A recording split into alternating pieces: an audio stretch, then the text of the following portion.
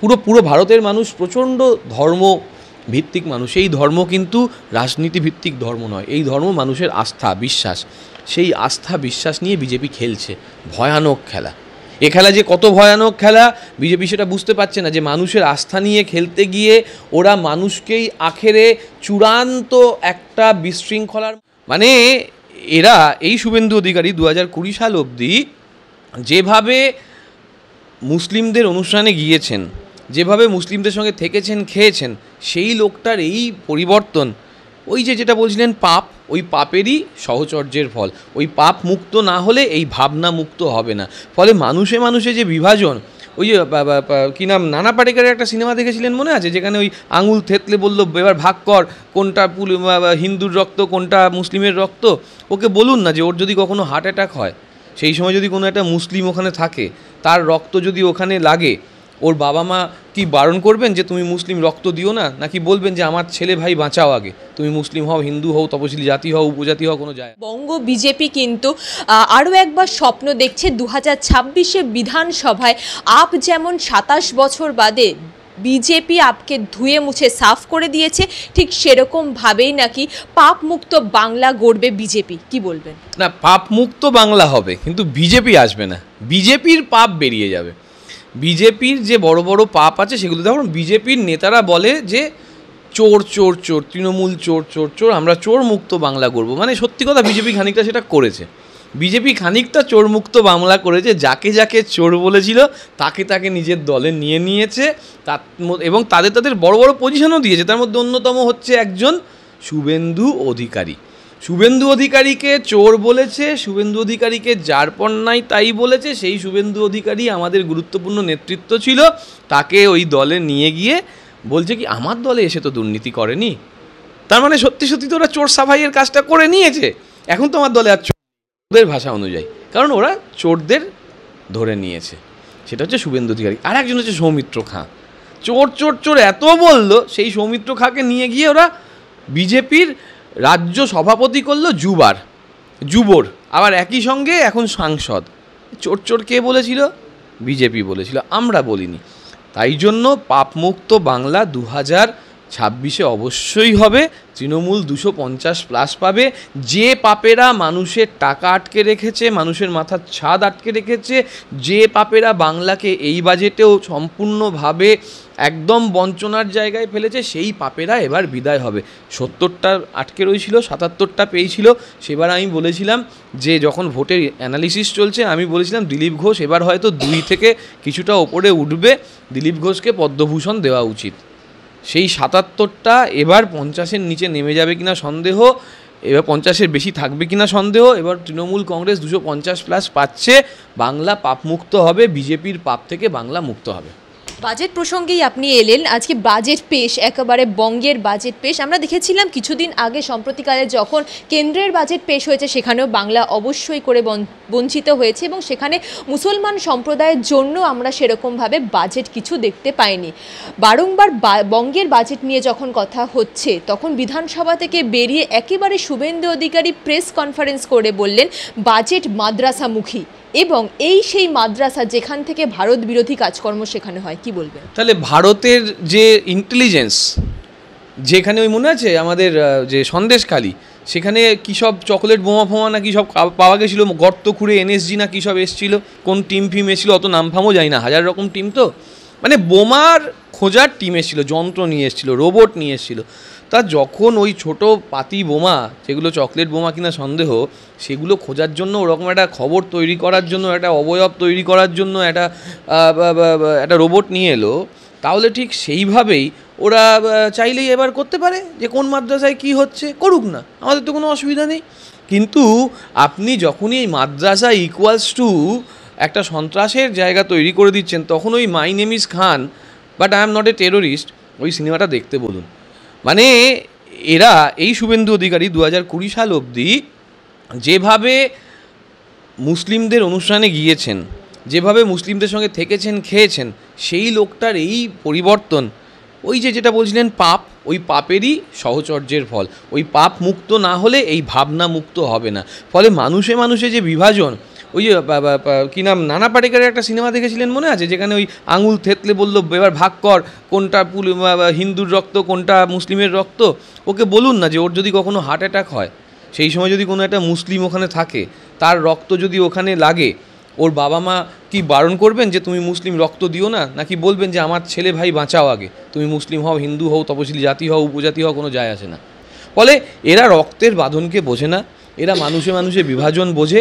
তাই 2026 অবশ্যই পাপমুক্ত হবে, বিজেপিকে হারাবে। কিন্তু মাথায় রাখতে হবে যে বাজেটের কথা আপনি বললেন পশ্চিমবঙ্গের, মাদ্রাসামুখী বাজেটের কথা কেন আসছে?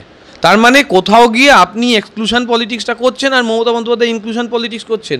ভারতবর্ষের অন্যতম ধর্মনিরপেক্ষ নেত্রী যদি কেউ থাকেন, নেতা যদি কেউ থাকেন, ভারতের সবথেকে সিনিয়র নেতা তিনি হচ্ছেন মমতা বন্দ্যোপাধ্যায়।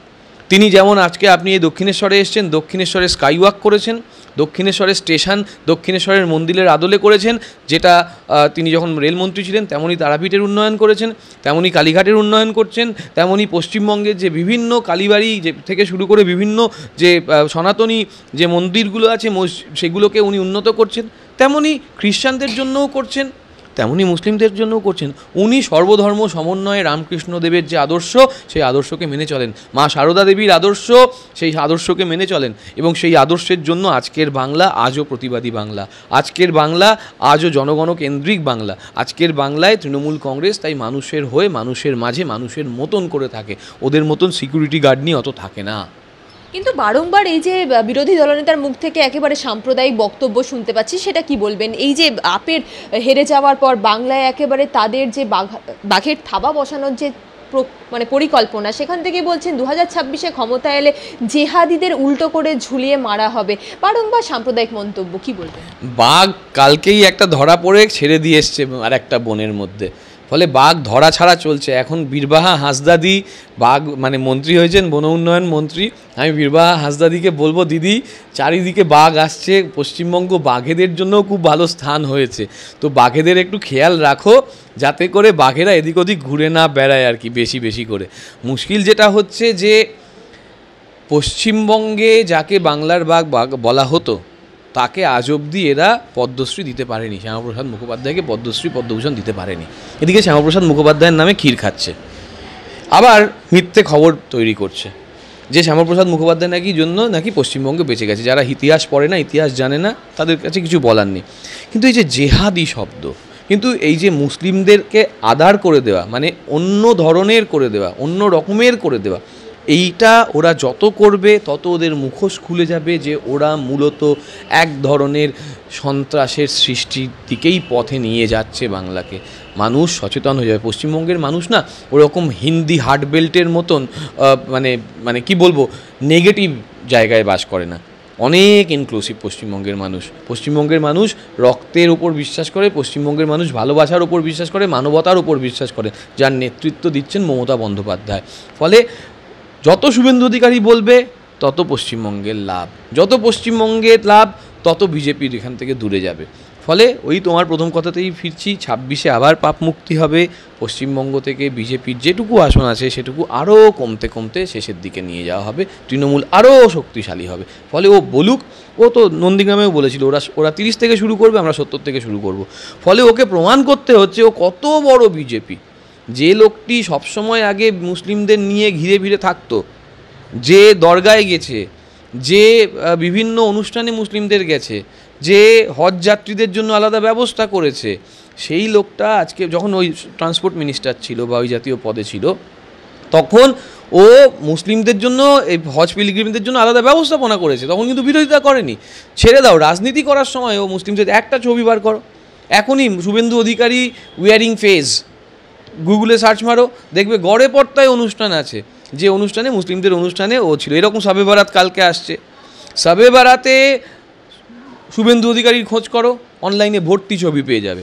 ফলে সেই লোকটাকে আজকে বিজেপির ওই অন্ধ মতাদর্শ অনুসরণ করতে গিয়ে, এই বিজেপি তো আর আদবানির বিজেপি নয়, এই বিজেপি তো আর অটল বিহারী বাজপেয়ীর বিজেপি নয়, এই বিজেপি হচ্ছে অন্ধ হিন্দুত্ববাদের বিরোধী, যে হিন্দুত্ববাদ সম্পর্কে এদের ধারণা নেই। বেদান্ত এগুলো পড়েনি। বেদে যেভাবে নারী স্বাধীনতার কথা বলা হয়েছে, আরএসএস সেই নারী স্বাধীনতায় বিশ্বাস করে না। বেদে যেভাবে সর্বধর্ম সমন্বয়ের কথা বলা হয়েছে, আরএসএসের তারা এসব বিশ্বাস করে না। সেই আরএসএসের হয়ে যে ভাবতে চাইছে যে আরএসএসের সঙ্গে থাকলে আমি বিশাল বড় ক্ষমতাবান হয়ে যাব, ফলে আরএসএসকে সন্তুষ্ট করার চেষ্টা করছে। কিন্তু আরএসএস তো জানে যে যতটা ব্যবহার করতে হয় ব্যবহারটা করে আমি ততটা থাকবো, তারপর ছুঁড়ে ফেলে দেবো। শুভেন্দু অধিকারী সময় হয়ে আসছে, আপাতত একটু পিপালিকার পাখা গজায় মরিবার তরে, এখন একটু উড়বে ঘুরবে, ওরা হয়ে যাক, শেষ হয়ে যাবে। 26 ক্লোজ। একেবারেই একটা শেষ প্রশ্নে যাব। কিছুদিন আগে আমরা দেখতে পেলাম কুম্ভমেলায় একের পর এক দুর্ঘটনা ঘটে যাচ্ছে। এবার একটু অন্য চিত্র দেখতে পেলাম, ভক্তরা একেবারে এসি কামরা ভাঙচুর করছে এবং বিভিন্ন সোশ্যাল মিডিয়ায় বিভিন্ন ভিডিও সামনে আসছে যেখানে দেখা যাচ্ছে এতটা পরিমাণ ভিড়, সেই ভিড় তারা মেনটেন করতে পারছে না বলেই পুলিশ প্রশাসন রিজার্ভেশন করার পরও তাদেরকে সিট থেকে তুলে দাঁড় করিয়ে হেনস্থা করা হচ্ছে যাত্রীদের। কি বলবেন? তুমি তো দেখেছো যে কীভাবে এসি জানলার কামরা ভেঙেছে, এসি কামরার জানলা ভেঙেছে। আসলে কি জানো তো, তুমি যদি ওই ত্রিবেণী সঙ্গমের চিত্রটাও দেখতে, তাহলে দেখতে 10 কিলোমিটার হেঁটে যেতে হচ্ছে। এখান থেকে দুটো তুমি একটা ন্যারেটিভ পাবে। এক, পশ্চিমবঙ্গ তথা ভারত তথা পুরো ভারতের মানুষ প্রচণ্ড ধর্ম ভিত্তিক মানুষ। এই ধর্ম কিন্তু রাজনীতি ভিত্তিক ধর্ম নয়, এই ধর্ম মানুষের আস্থা বিশ্বাস। সেই আস্থা বিশ্বাস নিয়ে বিজেপি খেলছে ভয়ানক খেলা। এ খেলা যে কত ভয়ানক খেলা বিজেপি সেটা বুঝতে পারছে না, যে মানুষের আস্থা নিয়ে খেলতে গিয়ে ওরা মানুষকেই আখেরে চূড়ান্ত একটা বিশৃঙ্খলার মধ্যে ঠেলে দিচ্ছে, মানুষের জীবন নিয়ে খেলা করছে। কেউ কেউ তো বিশেষভাবে বলে দিল হিন্দু ধর্মের যারা নাকি ধারক বাহক, যে যারা মারা গেছে তারা পাপিষ্ঠ ছিল, তাই তারা মারা গিয়েছে। তা এই ধরনের কথা যারা বলছে তারা কখনো মানুষের বিশ্বাস আস্থা বজায় রাখতে পারবে না। আজকে বৈষ্ণববাবু তাহলে কী বলবেন? চূড়ান্ত অব্যবস্থা নয়, গঙ্গাসাগর খুব ছোটো অঞ্চলের মধ্যে হয়েছে, সেই গঙ্গাসাগরে তো লোকাল ট্রেন চলে, 3.5 কিলোমিটার জলপথ দিয়ে যেতে হয়। একই রকমের ভিড় হয়, অঞ্চল ভিত্তিক বলছি, মানে এরিয়া ভিত্তিক বলছি। যদি এরিয়ার ভাগ করো, ওটা 10টা বড় গুণ এরিয়া, এটা এক গুণ এরিয়া, সেই 1 গুণ এরিয়ায় যে লোক হয় ওই 10 গুণের সমান। তাহলে সেইখানে দাঁড়িয়ে আজকে ভেসেলের কোনো প্রবলেম হয়েছে, আজকে ট্রেনের কোনো প্রবলেম হয়েছে, কারণ রাজ্য সরকার যথাযোগ্য ব্যবস্থা করেছে, ট্রেন, রাস্তা এবং একই সঙ্গে জলপথ সব জায়গায় ব্যবস্থা করেছে। গঙ্গাসাগর থেকে আমরা শিক্ষা নিয়েছি, কিন্তু এরা তো কুম্ভ থেকে শিক্ষা নিচ্ছে না। এরা যদি কুম্ভ থেকে শিক্ষা নিত তাহলে মানুষের জন্য যথোপযুক্ত ব্যবস্থা করতো, অনেক বেশি ট্রেন বাড়াতো, সেটা তো এরা করেনি। রাস্তার পরিসর বাড়ায়নি, ফলে চূড়ান্ত অপরিকল্পিত ধর্মীয় উস্কানি ভিত্তিক কিছু খেলা চলছে। মানুষ ধীরে ধীরে বুঝতে পারছে। আবারও শেষ করছি বলে 2026 সালে পাপ মুক্তি ঘটবে। বিজেপি ঠিকই বলেছে, পশ্চিমবঙ্গ থেকে বিজেপির পাপ মুক্ত হবে।